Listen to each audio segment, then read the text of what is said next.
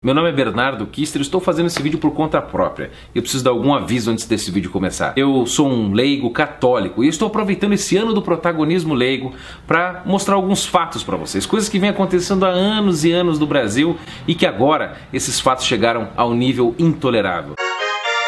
Nossas igrejas progressistas. Quero parabenizar a Confederação Nacional dos Bispos, a Igreja Católica, por esse ano ter colocado na pauta da sua campanha da fraternidade a questão da superação da violência. A Gleice já é de casa. Católico, você que é fiel, você que acredita que a CNBB é um órgão que representa a Igreja Católica, veja o que a CNBB assinou.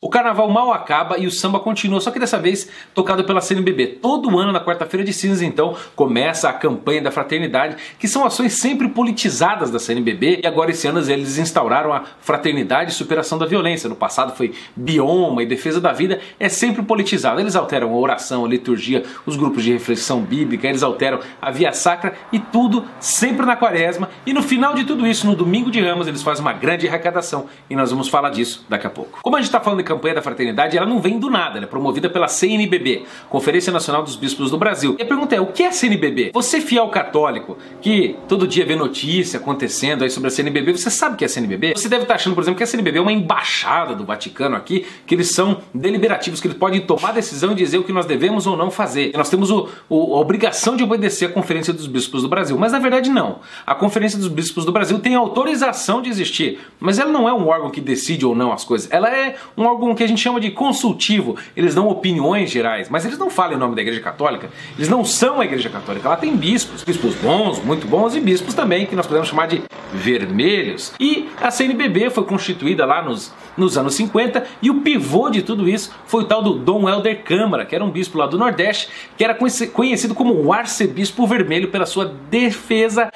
E assim, ele não mudava de ideia em relação ao comunismo. Ele era o teólogo da libertação, que é a politização da fé do pessoal da esquerda. E ele lançou isso, tinha até um poema dele, em que ele dizia que o sonho dele era ver o Papa ateando fogo no Vaticano, tipo o imperador Nero, e distribuindo a riqueza para os pobres. E para não ser injusto e não ser assim, não atear fogo na CNBB inteira e dizer que todo mundo é ruim no mesmo saco, a CNBB é dividida em alas, não é mesmo? Então tem a Regional Nordeste, Regional Sul, Regional Norte, e tem, por exemplo, aqui no Sul a Regional Sul 1 e a Regional Sul 2. Nós vamos falar dela mais pra frente. E lá tem muita gente boa e que é fiel à igreja, e tem o pessoal da esquerda, o pessoal do lado vermelho da igreja, que está há anos e anos infiltrado na igreja, atazanando a igreja, fazendo coligações políticas que nós vamos provar por A mais B nesse vídeo. Então vamos passar a regra aqui, só organizar. A CNBB não é um órgão diretivo, não é um órgão absoluto, não é o magistério da igreja, ela é um órgão consultivo que tem autorização para existir, vamos fazer assim, metaforicamente, mas sindicato dos bispos. Eles se reúnem e podem emitir opiniões, mas não é uma opinião oficial da igreja que deve ser observada por todo mundo. Inclusive os bispos têm autonomia para tomar uma decisão contrária à CNBB. O próprio Ratzinger, o antigo Papa, o Papa Emérito Bento XVI, quando esteve no Brasil aqui, falou sobre isso, que a Conferência dos Bispos não deve sobrepujar, não deve superar a decisão local do bispo da arquidiocese. Então é importante a gente ressaltar que eles fazem essa campanha da fraternidade, deve ser aderida ou não, isso é uma decisão do bispo, do pároco. Quem é a jurisdição do Papa aqui no Brasil não é a CNBB. Quem é o representante oficial aqui no Brasil e em todos os países é a tal da Nunciatura Apostólica, que fica lá em Brasília e hoje é comandada pelo Dom Aniello. A campanha da fraternidade começou com esse tema de superação da violência e a CNBB emitiu uma série de documentos e tem um documento dele sobre a via sacra. Esse aqui, por exemplo, é da minha arquidiocese aqui de Londrina, o Ano Nacional do Laicato, e tem uma via sacra aqui que é exatamente a mesma que veio da CNBB. E se você for ver aqui na via sacra, você depois pode pedir pro seu pároco para dar uma olhada, lá tá cheio de coisa de ideologia de gênero,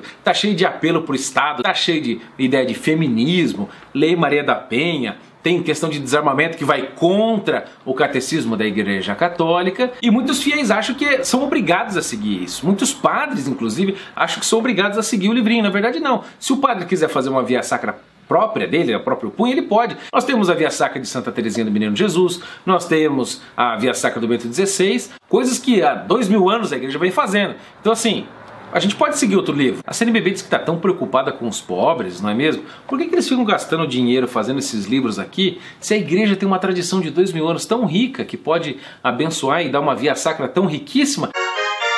Então assim, gente, apareceu a palavra gênero nesse negócio da Via Sacra, no documento da CNBB. Você sabe que o gênero já foi condenado pelo Papa Francisco, já foi condenado pelo Bento XVI. Gênero nada mais é do que a relativização total da identidade humana. Diz que ninguém nasce homem, ninguém nasce mulher, cada um define o seu próprio gênero segundo ele se percebe, entendeu? Isso não tem nada a ver com o que a igreja acredita. Então vamos fazer um resgate. A CNBB é um conselho que parece que tem essa autoridade mandatória, que manda em tudo, mas não é verdade não. O conselho simplesmente estabelece a campanha da fraternidade, que é facultativa, você pode adotar ou não.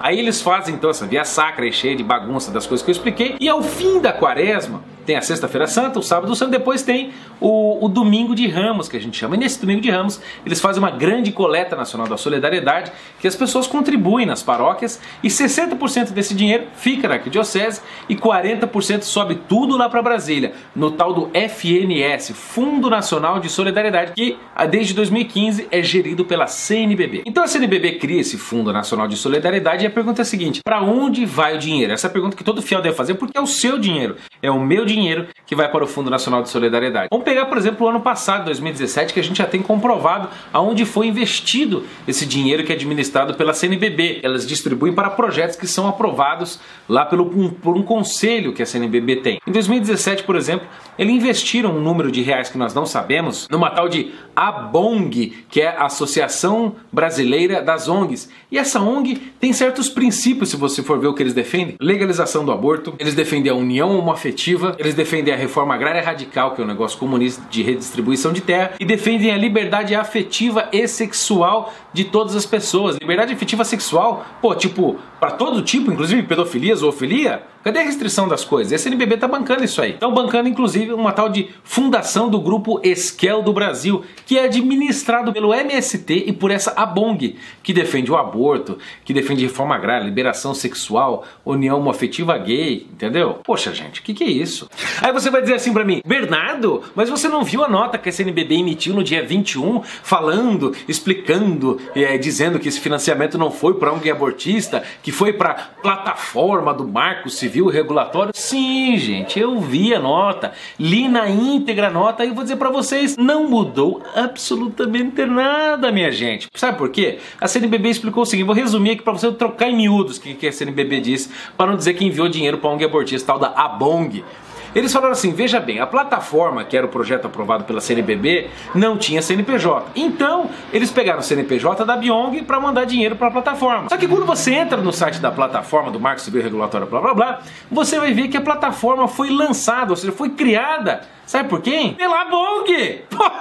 Foi criado pelo MST e foi criado por outros órgãos também, mas foi criado também pela tal da Fundação Grupo Esquel do Brasil, que é administrada pela ABONG, administrada pelo MST, ou seja, o dinheiro rodou e parou no mesmo lugar. CNBB é pior a emenda que o soneto.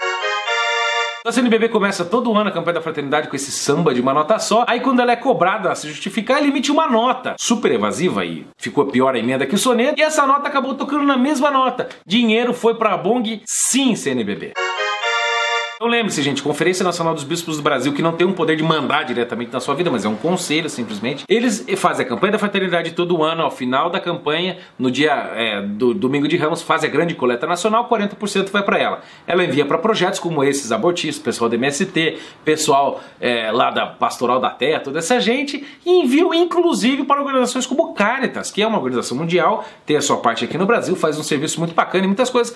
Porém, a gente tem que ver quem são as pessoas que apoiam, aqueles que são os parceiros do Caritas. É só entrar no site, gente. Quem que apoia o Caritas? Tá lá a CNBB. Pô, que legal, Bernardo. Tá o Grupo Marista. Pô, você que tem filho no Marista, fica esperto aí. Mas se eu disser pra você que a CUT, aquele sindicato petista envolvido em um monte de rolo de corrupção, ligado ao Lula, ao PT, também é apoiador da Caritas. E se eu disser pra você que o MST é ligado à Caritas, esse pessoal que invade terra, que mata a polícia, você acha legal eles apoiarem o Caritas? Você acha legal, por exemplo, a Fundação Adveniat apoiar o Caritas? Aquela fundação dos bispos cismáticos alemães que querem romper com o Vaticano, que financiou aqui, ó.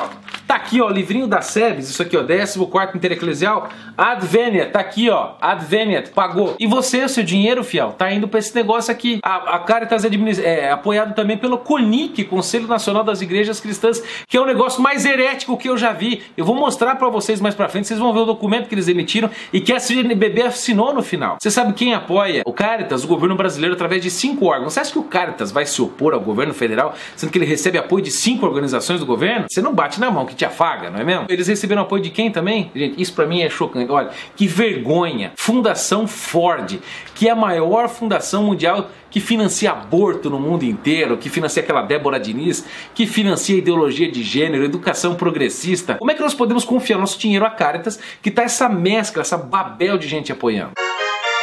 Vocês vão dizer, Bernardo, como você exagera, foi um ano, de certo eles se confundiram, não analisaram bem os projetos. Você quer ver? Vamos voltar um pouco no tempo, 5 anos atrás. Ano de 2013. Sabe para quem que eles distribuíram dinheiro?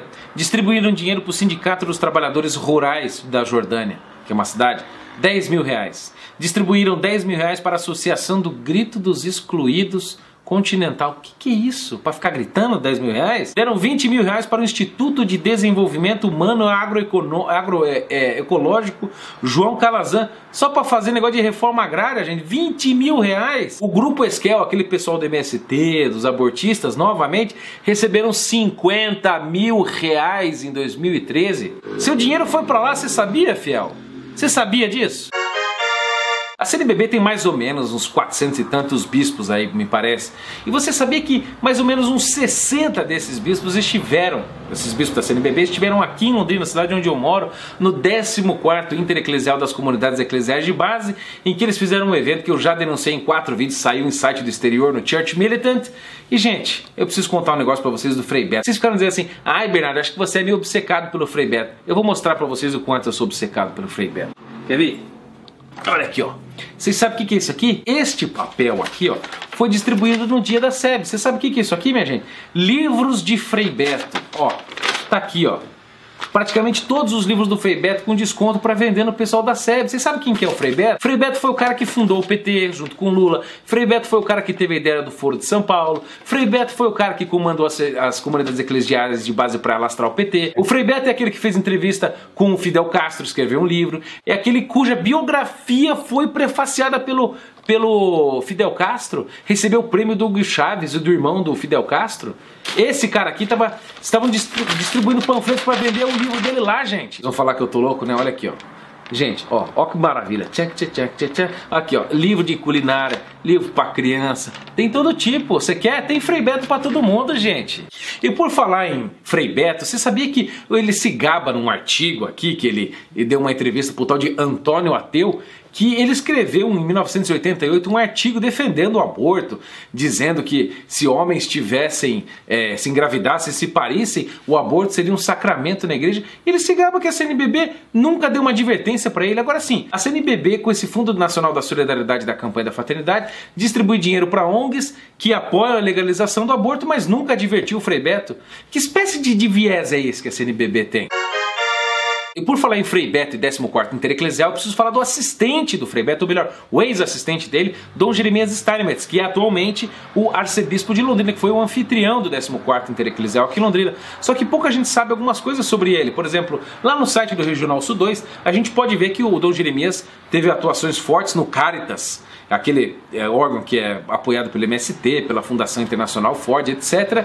Que ele é vice-presidente da Regional Sul 2, que nós vamos mencionar mais pra frente, não se esqueça disso. Logo no começo do arcebispado dele aqui em Londrina, autorizou, aliás, eu denunciei o evento, mas ele autorizou a Semana LGBT aqui em Londrina, ele fez o tal do Grito dos Excluídos e anda, parece que, fazendo algumas reuniões com sindicalistas aqui em Londrina. E por que eu estava mencionando o 14º Intereclesial das Comunidades Eclesiais de Base aqui em Londrina?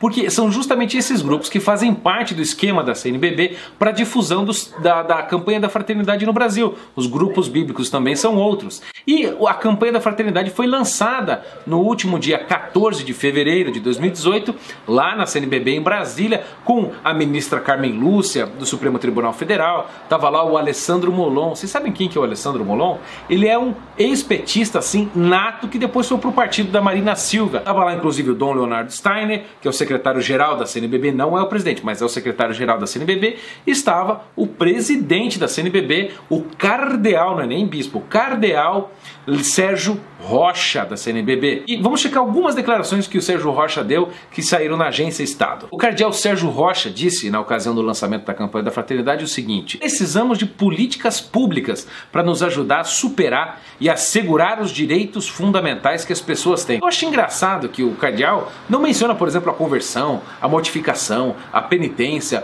o arrependimento. Nada.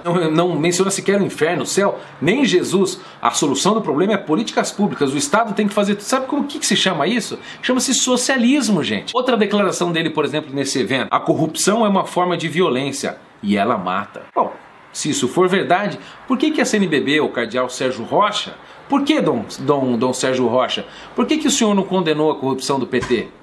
Por que o senhor não condenou a corrupção do PP? A corrupção do PNDB? Por que o senhor não louvou as ações do Sérgio Moro ou a condenação do TRF4 que condenou o Lula a 12 anos e 1 mês de cadeia, sendo que está comprovada a corrupção dele? E essa corrupção mata.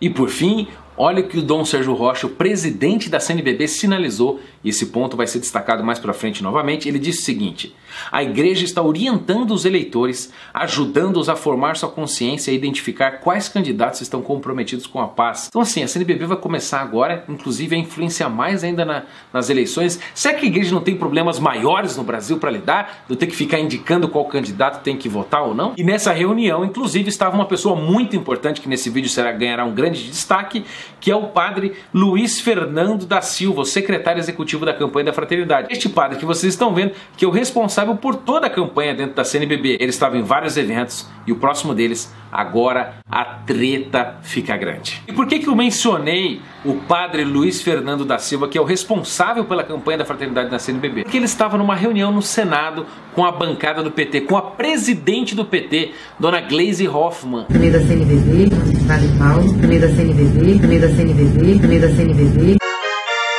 E a gente tem aqui uma parcela muito representativa, né, das nossas igrejas progressistas, nossas igrejas progressistas, nossas igrejas progressistas, nossas igrejas progressistas. Estava lá na bancada do PT, no Senado, junto com o Lindbergh Faria e outros senadores do PT, com um tal do pessoal do CONIC. Queria fazer uma saudação aqui muito especial ao CONIC, em nome da pastora Rumi. Estava com o pessoal da Igreja Ortodoxa, Anglicana, Batista, Presbiteriana, estava com o pessoal da Visão Mundial, que nós vamos falar mais pra frente, debatendo questões assim que são totalmente importantes. Eles falaram, por exemplo, sobre o tal do desmonte da Constituição Federal patrocinado pelo Temer, não é mesmo? A ruptura democrática que aconteceu no golpe contra a presidente em 2014, contra Dilma, né? O impeachment para eles foi golpe. É golpe, é golpe. E sobre a entrega do patrimônio nacional ao capital externo. Eu não sei o que isso significa, mas diz que foi o tema da reunião. E como vocês podem ver no próximo vídeo que vai passar agora, a Gleisi Hoffmann estava lá na bancada do Senado dando apoio irrestrito à campanha da Fraternidade. Para mim funciona o seguinte: a Gleisi apoia, eu vou contra. Se ela vai contra, eu apoio. Quero parabenizar a Confederação Nacional dos Bispos, a Igreja Católica, por esse ano ter colocado na pauta da sua campanha da Fraternidade a questão da superação da violência. De casas. Então, de um lado, nós temos Dom Jeremias Steinmetz, aqui em Londrina, que foi o anfitrião desse evento da SEBS. Esse evento que fez uma moção de agravo contra o Sérgio Moro, pedindo o controle do Poder Judiciário. Ele que foi assistente do Frei Beto.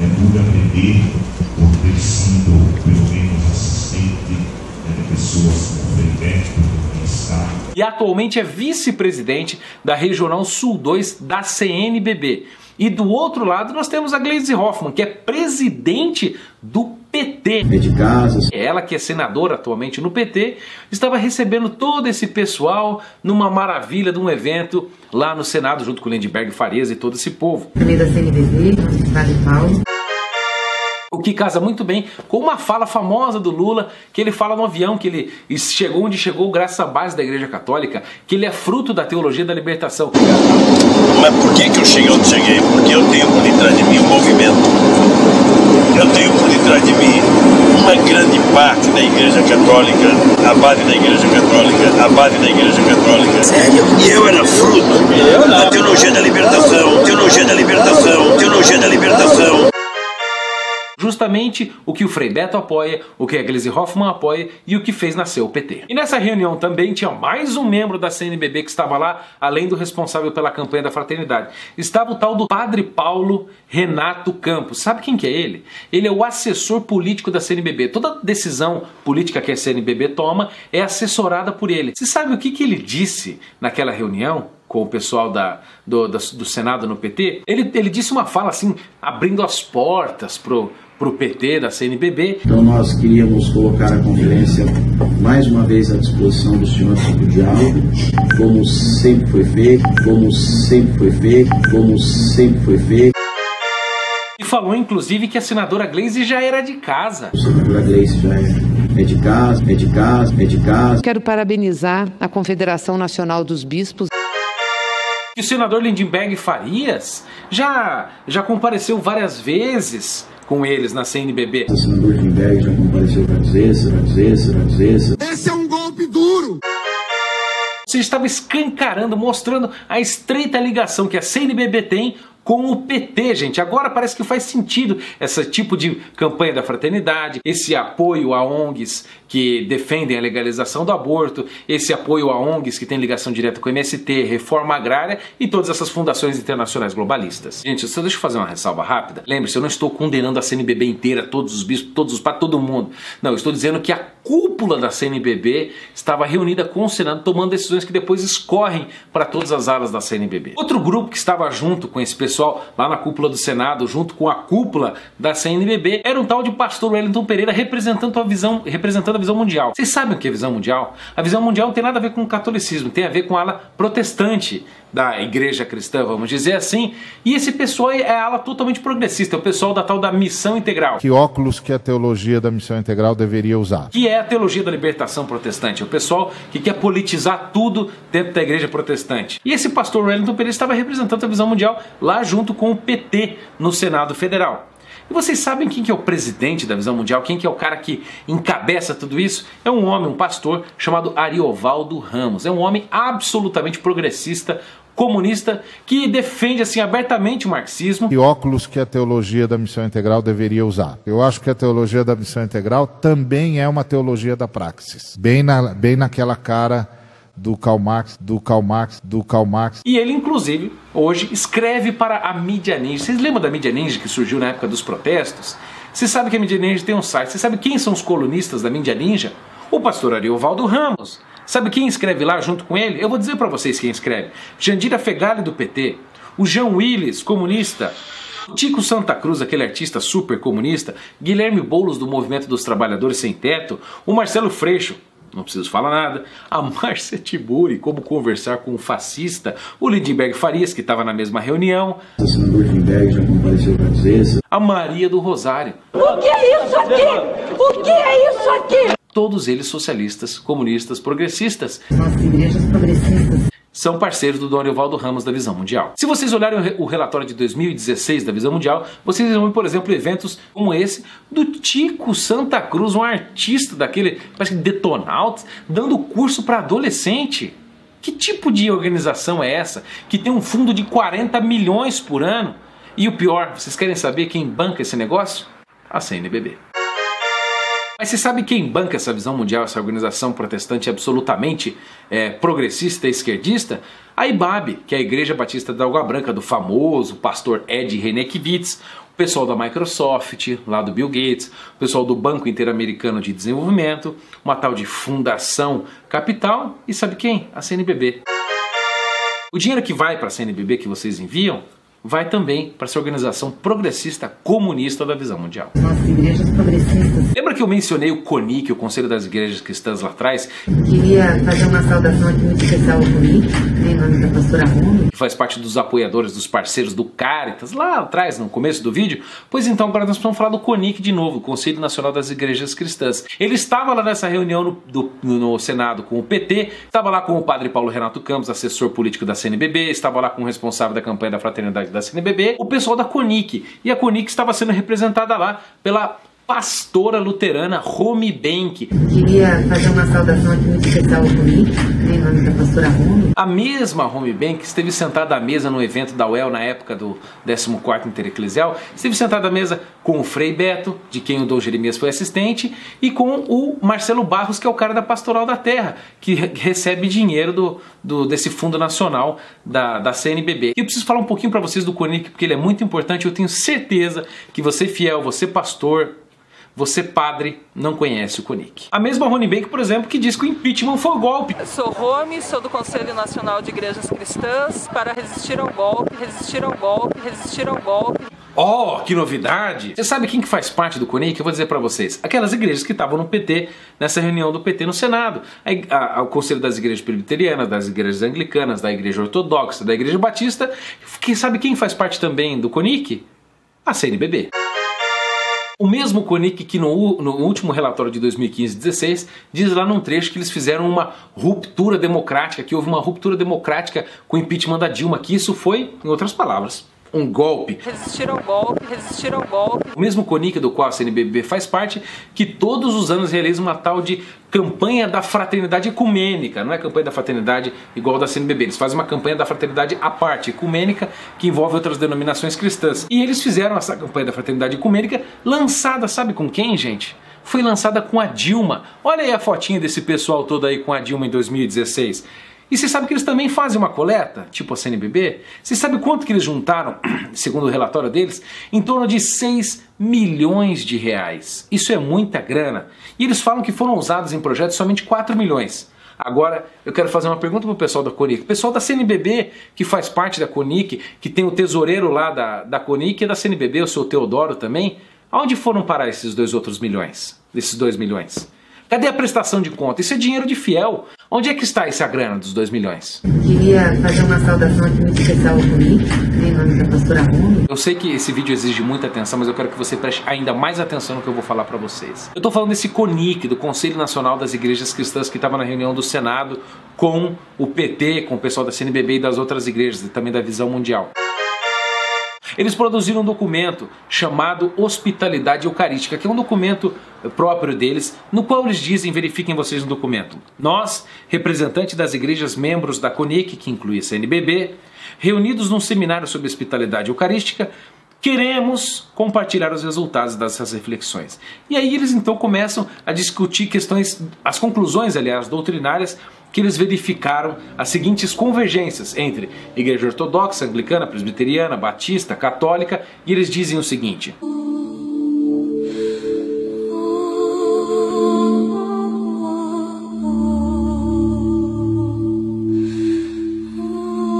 sobre a presença real de Cristo na ceia. Olha o que eles dizem. Nenhuma igreja defende uma doutrina da presença real meramente simbólica de Cristo na Eucaristia, mas sim real e sacramental. Agora preste atenção, católicos do meu Brasil, você que é fiel, que banca a campanha da fraternidade, que faz parte da CNBB, que faz parte do Conic, veja isso que eles dizem. Há, é verdade, diversas formas de expressar a presença real de Cristo, mas todas realçam que quem participa da mesa do Senhor recebe o próprio Cristo. Ou seja, não importa se é uma Eucaristia católica, não importa se é uma Santa Ceia batista, não importa se é uma consagração anglicana, é tudo a mesma coisa. Então aquele sacramento, aquela consagração que o padre faz no momento da Eucaristia, aquilo não faz diferença, segundo eles.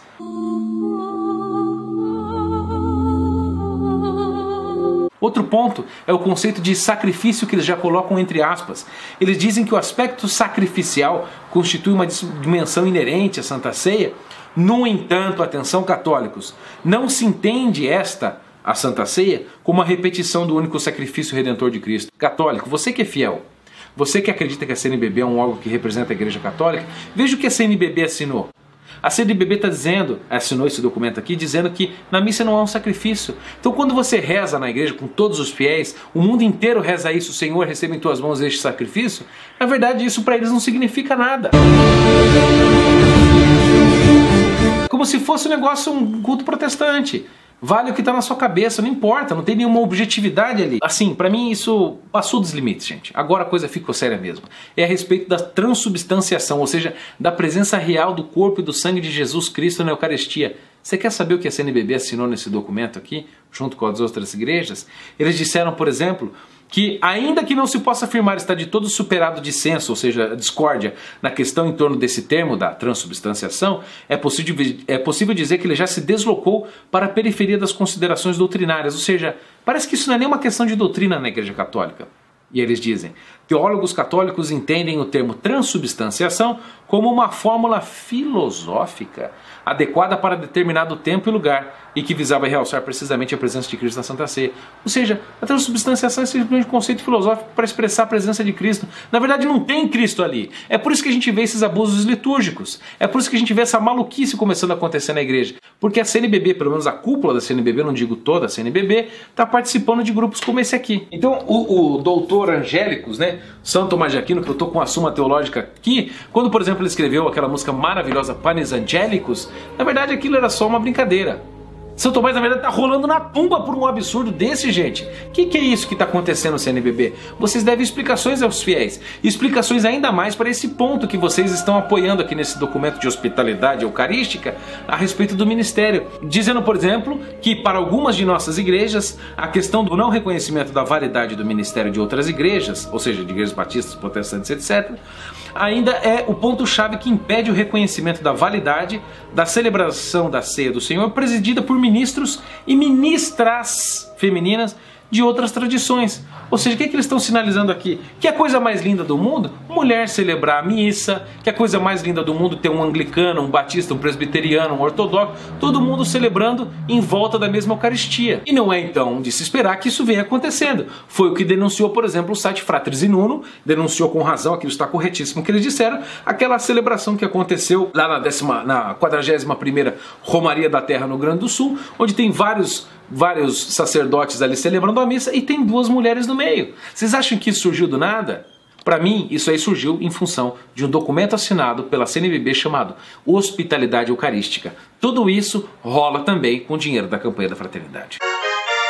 Gente, para resumir então, o que foi essa reunião da ala petista do Senado Federal no Brasil com o pessoal da CONIC, com o pessoal da Visão Mundial e com o pessoal da CNBB? Também da CNBB, Estado de Paulo. Sério? E eu era fruto da teologia da libertação. Eles estavam lá fazendo alguma articulação política, muito possivelmente, aqui estou fazendo uma suposição, por causa das eleições desse ano, porque eles estão muito preocupados com certos candidatos que podem fazer grande oposição e quebrar o plano de poder deles. Foi aí então que depois, continuando a nossa história aqui, a UOL publicou dizendo que a Igreja Católica não vai apoiar candidatos que apoiem a violência, diz a CNBB. Deixa eu fazer ressalva de novo. Lembre-se, gente, a CNBB não fala em nome da Igreja Católica. A CNBB fala em nome da CNBB. Ela é só um conselho. Ela não é diretiva, ela não dá direção direta para os católicos e são obrigados a cumprir sob pena, sei lá, de excomunhão. Por exemplo, Dom Sérgio Rocha, presidente da CNBB, disse assim: nós queremos candidatos comprometidos com a justiça social e a paz. Não queremos candidatos que promovam ainda mais a violência. Lembra que ele tinha dito que a corrupção é uma violência? Será que eles vão condenar todos os candidatos progressistas petistas envolvidos na corrupção? Eu acho que não, né? Porque eles estavam reunidos lá no Senado com eles. O senador Gleice já é de casa. Ainda mais, segundo a reportagem do UOL, a cúpula da Igreja Católica, pelo menos do pessoal da CNBB, que não representa totalmente a Igreja Católica, andam falando que eles apoiam o desarmamento. E agora é preciso fazer uma ressalva muito importante. E para isso, eu vou pegar o livrinho. Vocês sabem o que é isso aqui? Vou mostrar para vocês, fiel. Catecismo da Igreja Católica. Vamos para o ponto aqui, muito importante. Ponto do Catecismo da Igreja Católica 2263, que diz o seguinte: a ação de defender-se pode acarretar em duplo efeito. Então, quando você vai se defender, por exemplo, contra um bandido na sua casa, isso pode causar duas coisas: a conservação da própria vida, quando você se protege, e outra é a morte do agressor. Só se quer o primeiro, o outro não. Você quer só preservar sua vida e não matar o agressor. Mas isso pode acontecer, explica o catecismo. Quem defende sua vida não é culpado do homicídio, mesmo se for obrigado a matar o agressor. Claro que isso tem que ser em último caso. Aí você vai dizer: ah, mas Bernardo, mas o catecismo não está defendendo que a pessoa pode usar arma? Não está? Pois eu vou ler então para vocês ponto 2265 e o 2266. A legítima defesa pode não ser somente um direito, mas um dever grave, ou seja, você tem que ter o direito de legítima defesa. A este título, os legítimos detentores da autoridade, que por exemplo eu sou o proprietário dessa casa, eu tenho o direito de repelir por armas os agressores da comunidade civil pela qual sou responsável. CNBB, você deve uma explicação aos fiéis. Por que vocês estão indo contrários ao catecismo? E vocês se dizem representar a Igreja Católica? Por que vocês não seguem isso aqui e defendem candidatos, por exemplo, que apoiam o fim do Estatuto do Desarmamento? Aconteceu tudo isso que eu descrevi para vocês, e aí a CNBB agora nessa semana, dia 20, 21, 22, 23 de fevereiro, reuniu o Conselho Permanente da CNBB, que são os vice-presidentes das regionais, os presidentes das regionais, bispos de todo o Brasil, vão lá para Brasília fazer uma reunião e decidir sobre vários assuntos. Eles tiveram uma reunião sobre o processo eleitoral e sobre uma cartilha que eles vão fazer para orientar os fiéis a respeito das eleições, em quem votar, como fazer, etc. Aquilo que eu tinha mencionado que o Dom Sérgio Rocha, o cardeal presidente da CNBB, disse que iria fazer, mas é preciso contar para vocês como foi o processo de elaboração dessa cartilha para a gente entender qual o viés que ela vai ter e entender o comprometimento da CNBB com o pessoal da esquerda. No próprio site da CNBB existe um processo de feitura, de confecção dessa cartilha. Primeiro acontece um projeto piloto que é realizado pela Regional Sul 2, lá em Curitiba, que são os responsáveis por fazer o exemplo primeiro de toda esta cartilha. Essa Regional Sul 2 é a mesma que o Dom Jeremias Steinmetz, que recebeu a SEBS aqui em Londrina, é o vice-presidente. E o responsável para tocar a feitura dessa cartilha é o tal do padre Marispac. E ele então se reuniu com o pessoal lá em 5 de janeiro, lá no começo do ano em Curitiba, com uma equipe de especialistas para reunir e fazer essa cartilha. E vocês sabem quem que estava lá, da CNBB, da cúpula, da alta cúpula da CNBB que estava lá naquele evento? O tal do padre Paulo Renato Campos. Aquele mesmo padre Paulo Renato Campos, que estava lá na reunião do PT no Senado com o pessoal da esquerda da Visão Mundial, o pessoal da esquerda do CONIC, o mesmo padre Paulo Renato Campos, que falou que a senadora Gleisi Hoffmann, presidente do PT, já era de casa. A senadora Gleisi já é de casa. O mesmo padre Paulo Renato Campos que falou que o Lindenberg Farias, aquele comunista declarado, que ele já tinha assim, ele já tinha se encontrado várias vezes com o pessoal da CNBB. O senador Lindenberg já compareceu várias vezes. O mesmo padre Paulo Renato Campos, que é o assessor de política da CNBB. Ele estava na feitura, no começo de todo o processo.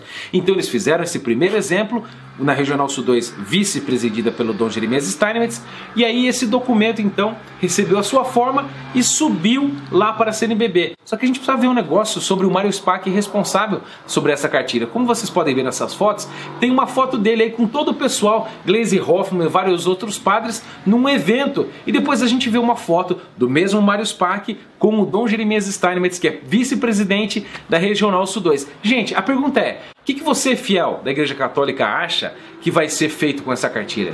Que viés você acha que ela vai ter? Você acha que vai ser um viés completamente fiel à tradição, ao magistério da Igreja, doutrina social e tudo mais? Ou vai ser um viés completamente esquerdista e progressista? Um viés que reflete todos esses aspectos que eu tenho mostrado para vocês, dentro da campanha da fraternidade, reunião do PT, apoio a ONGs que financiam aborto, MST e tudo mais? O que vocês acham, fiéis da Igreja Católica?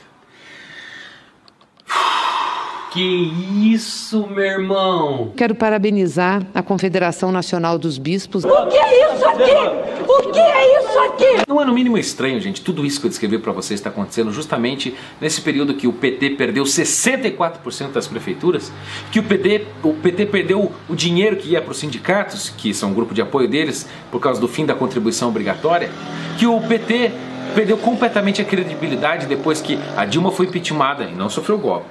Depois que o Lula foi condenado em primeira instância pelo Sérgio Moro e agora foi condenado pelo TRF4 a 12 anos e 1 mês. Agora que o movimento conservador, o movimento cristão, o movimento católico, o movimento liberal, todo mundo crescendo. Gente, não é no mínimo estranho tudo isso acontecendo?